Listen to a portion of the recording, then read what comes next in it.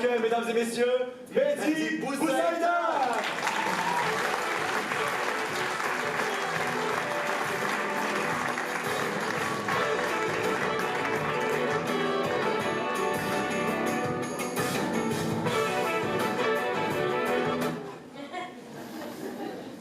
One, two, three. C'est le pire slogan au monde. One, two, three, c'est en anglais. Viva en espagnol, l'Algérie en français. C'est quoi les autres langues officielles?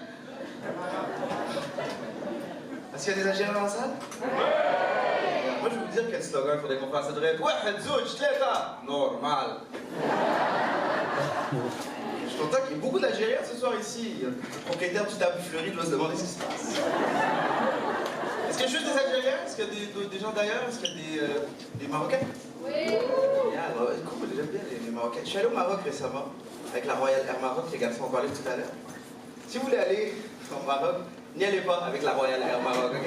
La seule chose qui est royale, c'est la déception, ok? Je vous jure, c'était incroyable. Je vous jure, et c'est une histoire vraie. J'étais dans l'avion, et il y a le mec qui se promène et qui donne la bouffe, et il me regarde, il fait « Poisson ou poulet ?» Je dis « Poulet ». Il n'y a plus de poulet. Pourquoi tu proposes? Je suis content d'être ici. Je m'appelle Mehdi Boussaïda. D'ailleurs, c'est drôle, à chaque fois qu'il y a beaucoup d'Algériens dans un endroit que tu dis ton nom de famille, il y a toujours quelqu'un qui fait Boussaïda, Harraj, bloc de Narf. Toujours quelqu'un qui connaît. Je suis moitié algérien, moitié québécois. Mon père est algérien. Ma mère ne le savait pas. Et. En fait, je suis avancé qu'il était italien. Je suis 100% algérien, j'ai grandi en partie à Alger, puis ici au Québec, et bien évidemment, je me considère comme un Algérien avant tout, et j'adore l'Algérie, c'est un pays fantastique. D'ailleurs, dès qu'on me demande c'est où ton pays préféré, je ne sais pas 2 secondes, l'Espagne. Mais j'adore l'Algérie. J'adore cet endroit. D'ailleurs, je veux me poser bonsoir. Salam alaikum. La même chose en kabyle. Et, en fait, je parle pas kabyle. Est-ce que quelqu'un peut me dire comment on dit bonsoir? À vos souhaits. Et donc.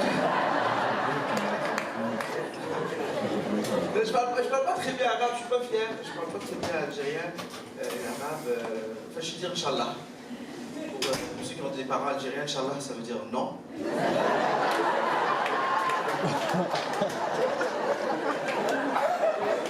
It means if God wants, he's like, no. On va au restaurant, Inch'Allah. Je m'amuse quand mon père il m'appelle, il dit tu viens nous rendre visite cette fin de semaine? Inch'Allah.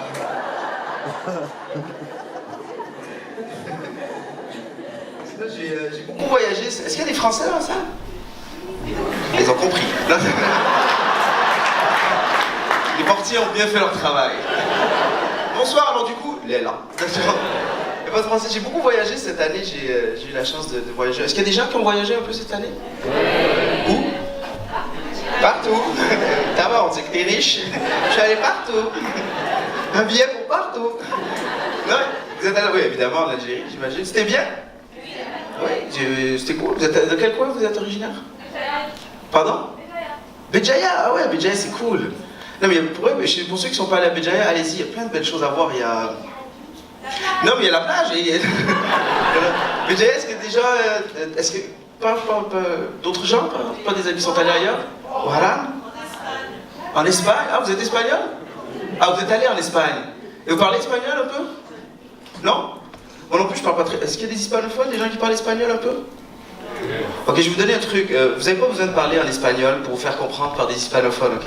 Moi, j'étais à Miami, ok? Et récemment, et quand je me promène à Miami, les gens me prennent pour latino. Je sais pas si c'est parce que c'est ma couleur de peau ou mon casier judiciaire, mais les gens ils me prennent. Et quand je marche là-bas, les gens ils me parlent, des fois ils me parlent en espagnol, et moi je parle pas du tout espagnol. Donc voici ce truc, ok? Si quelqu'un vous communique avec vous en espagnol, faites semblant de parler espagnol très rapidement. Une fois sur 2, ils comprennent quelque chose. Le jour je marchais dans la rue, il y a un mec, je pense qu'il voulait me voler ou quelque chose, il vient me voir, il fait hey, cabrón, ven aquí, cabrón! Je regarde, je fais hey, bonito, il est comme ça marche à tous les coups. J'ai voyagé, moi j'adore voyager, je suis un gros fan. Même je m'en fous, n'importe où je vais, juste prendre l'avion, je suis content. Juste aller à l'aéroport, vous savez, on vit tous ce même moment quand on va à l'aéroport, on arrive, on enregistre nos bagages, après on fait bon, il me reste 18 heures, qu'est-ce que je fais? Et là on se promène, des fois on mange à l'aéroport, j'adore la bouffe de l'aéroport, je sais pas pourquoi, c'est la même bouffe qu'ailleurs, mais elle est plus chère. Tu sais, allez-y, vous allez voir, vous allez là-bas, je vais prendre le trio numéro 1, ça va faire 34 $. Tu sais quoi, je veux rien, ça va faire 4 $. J'adore, moi j'aime les douanes, il y a toujours ce stress. Tu sais, tout est clean, ta valise est clean, tu sais que t'es en ordre, mais t'arrives là, ils te mettent une espèce de stress. Qu'est-ce que vous avez dans votre tête? Tu peux aller écouter, genre, est-ce que j'ai oublié une mitraillette? Attendez, je vais vérifier. Et la dernière fois que je suis allé aux États-Unis, je suis tombé sur un douanier américain. Les douaniers américains, c'est des vrais douaniers. Ils puent le respect, ok? Les mecs, je suis tombé sur un grand douanier, ok? C'était un noir de 7 pieds, il venait du Texas. Un noir du Texas. Le mec est raciste envers lui-même. C'est des fous. Les douaniers canadiens, par exemple, ils sont faciles. Ils n'ont pas d'armes, ils sont relax. Tu passes le truc de métal, ça fait... Oui, il y a un problème, monsieur le douanier. Ben non, c'est moi qui l'ai fait avec ma bouche. Ils sont relax. Ah, j'ai beaucoup voyagé cette année, j'ai eu la chance d'aller. Je suis allé en France, j'ai fait beaucoup de spectacles en France. Et j'adore, je sais pas pourquoi, j'aime les Français pour leur émission de télé. Tout à l'heure, ils en parlaient un peu, leur espèce de jeu télévisé. Vous avez déjà vu? Moi, j'ai grandi avec TV5. J'ai beaucoup regardé, tu sais, déchiffrer des lettres, consonne, voyelle, consonne, voyelle, voyelle. 2 voyelles, c'est un malade, ok? Oui. Moi j'écoutais, j'adore leurs jeux télévisés. C'est les meilleurs jeux télévisés au monde. Parce que les mecs, ils sont super bons, ok? Ils ont les réponses à tout et ils gagnent rien, ok? C'est toujours genre. Alors, la dernière question. Combien y a-t-il de châteaux en Allemagne? Il y a 128 châteaux en Allemagne si on compte le château de Mückenstaurenberg qui a été construit l'année dernière par l'architecte allemand Thomas Müller. Félicitations! Vous gagnez un dictionnaire! Le mec comme, ah c'est bête, je l'ai déjà lu. Vous avez vu les jeux télévisés ici au Québec? Choisissez une valise, la 4. 35 000 $! Voulez-vous doubler? Oui. 70 000 $! Ça, ou leurs émissions de cuisine, j'ai regardé récemment, j'ai décidé de me mettre à cuisiner, ok, parce que je voulais manger santé. Donc j'ai acheté tout ce qu'il faut pour cuisiner, des légumes, des couteaux. Et j'étais chez moi et je voulais faire de la cuisine française. Je suis un fan de cuisine française. Et si vous voulez apprendre à faire de la cuisine française, n'allez pas voir une vidéo sur internet d'un chef cuisinier français. Vous allez rien comprendre, ok? Il y a le meilleur chef au monde, le mec qui a 3 étoiles Michelin, il cuisine pour des princes. Il débarque. Alors aujourd'hui, on va faire une tartiflette au reblochon, qu'on appelle aussi la muqueuse de Saint-Paulin, si vous venez de la région de Limoges-Ouest. Alors prenez un filet de basquetier, si vous n'avez pas du basquetier, du Mirano, du filet, ça fait la même chose.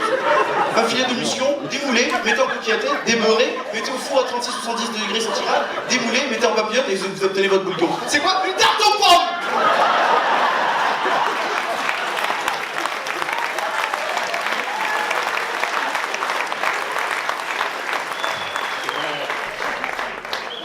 Sinon, je suis allé en Arabie Saoudite cette année.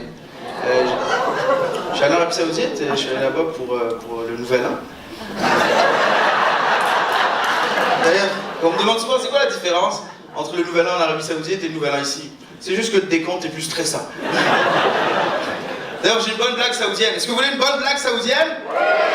C'est 2 femmes dans un bureau de vote. Merci. Alors...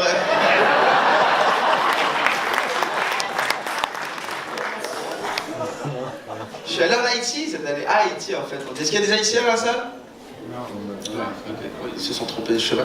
Et j'ai adoré aller en Haïti. J'ai fait un spectacle là-bas et c'était fantastique. Parce que c'était la première fois que j'y allais. Et j'étais très stressé parce que, je sais pas, on me dit des trucs, c'est tremblement de terre, des trucs. J'avais peur d'aller là. Et j'arrive là, j'arrive à l'aéroport et je tombe devant le douanier haïtien. Et les douaniers haïtiens, c'est des hommes très sérieux. Et j'arrive, je fais oui, bonjour. Il fait passeport! Je donne le passeport, il regarde le passeport, il fait avez-vous des armes? Je fais non, j'ai pas d'armes. Il fait vous allez avoir besoin d'une arme.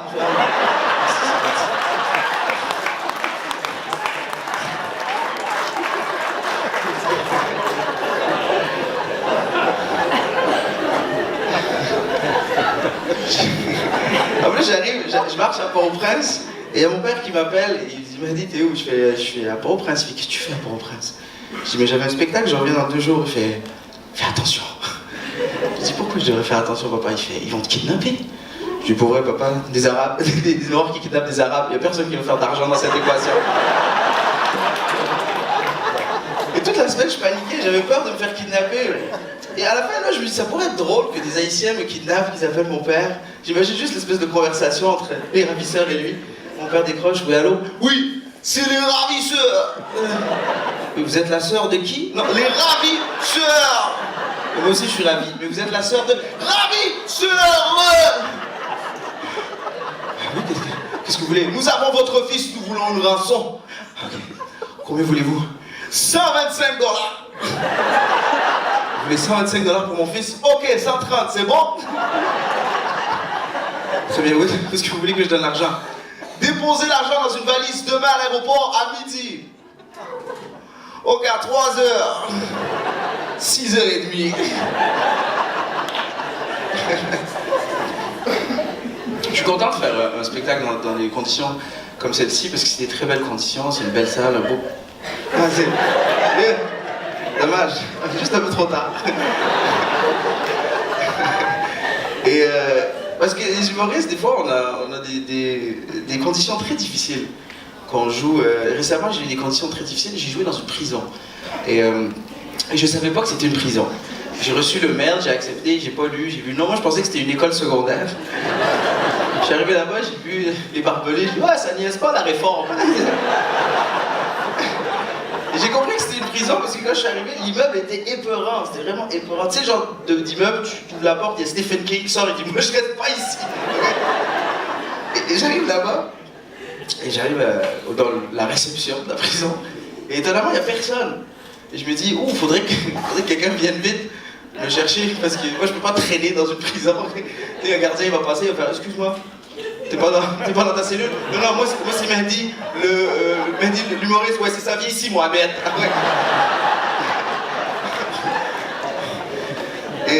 Et finalement il y a un petit homme qui vient me voir et qui me dit bonjour, écoute tu vas animer 2 spectacles aujourd'hui. Un pour l'aile A et un pour l'aile B de la prison. Je dis oui, c'est quoi la différence? Et en fait il me dit que l'aile A c'est sécurité minimale. Donc c'est des gens qui ont fait des petits crimes. Tu sais, ils ont volé des voitures, ils ont braqué des banques, bref, des gens qui ont étudié au public. Et donc...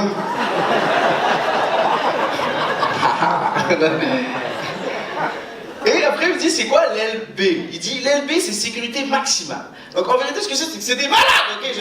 C'est des tueurs, les mecs ils ont tué, ils ont passé 2 ans de leur vie dans une boîte, ils ont juste écouté du Faudel, les mecs ils veulent tuer, ok?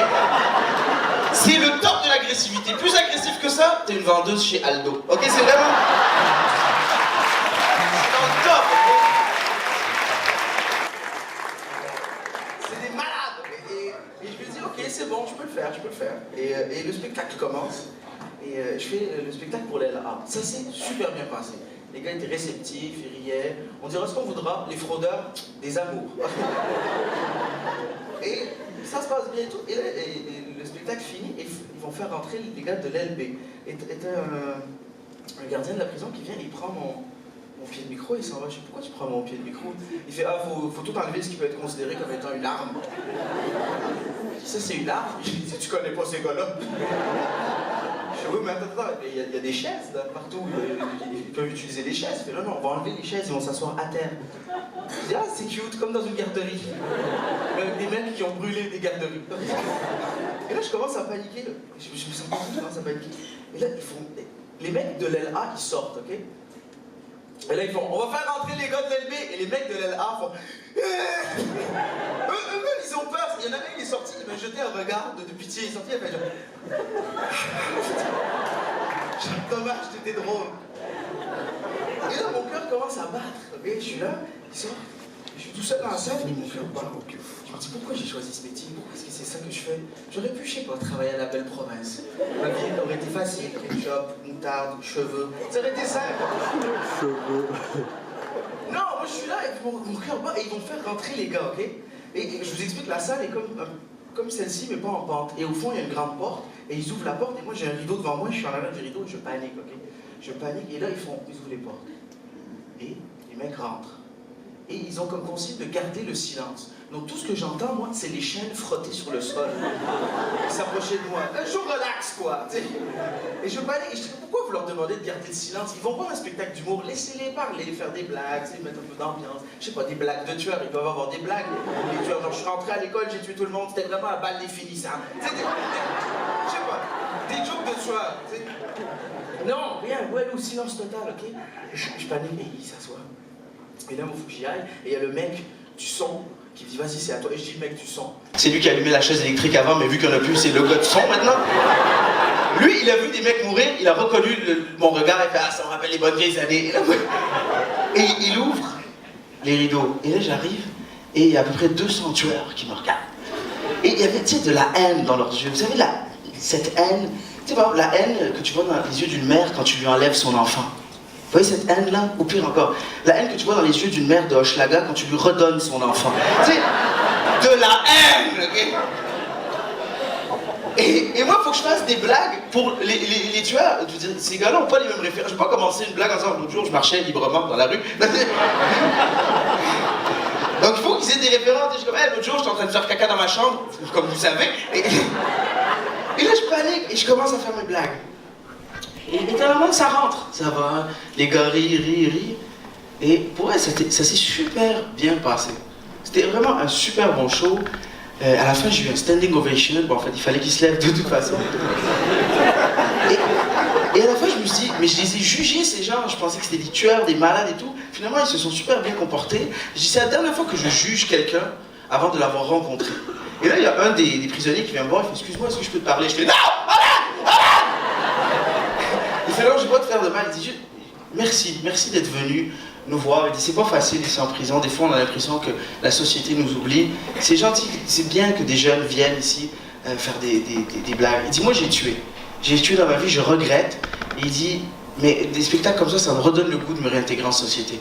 Et il dit, moi, je sors dans 6 mois et je vais venir voir ton spectacle.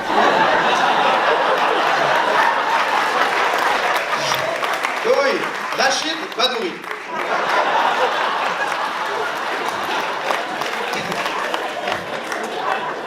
Mais j'ai parlé avec ce monsieur, on a commencé à discuter un peu plus longuement, puis il m'a expliqué que lui voulait faire de l'humour et qu'il avait quelques blagues en tête. Et je lui ai dit, écoute, tu sais quoi, écris tes blagues. Envoie-les-moi, tu as le droit d'écrire, tu peux envoyer des lettres. Je dis, envoie-moi tes lettres, puis si tu veux, je vais rechecker un peu tes blagues, puis je vais en envoyer d'autres. Puis il me dit, ok, je pensais pas qu'il allait le faire, mais 2 ou 3 semaines après, j'ai reçu une lettre justement du pénitencier, et c'est lui qui m'a envoyé des blagues. J'ai réécrit un peu ses blagues, j'en ai envoyé d'autres. Il a commencé à m'envoyer des lettres, comment ça va tes spectacles et tout. Et ça m'a beaucoup touché parce que cet homme-là, avec le temps, c'est devenu presque un ami, si on peut dire. Et je suis un peu touché de faire ce numéro ce soir parce qu'il est sorti de prison, ça fait 2 ans maintenant. Et il habite pas loin d'ici. Et quand j'ai su que j'avais un spectacle, j'ai décidé de l'inviter. Et j'aimerais qu'on l'applaudisse très fort. Sylvain, tu peux te lever? J'aimerais qu'on l'applaudisse très fort. Non, il n'y a personne, c'est pas vrai, il n'y a personne.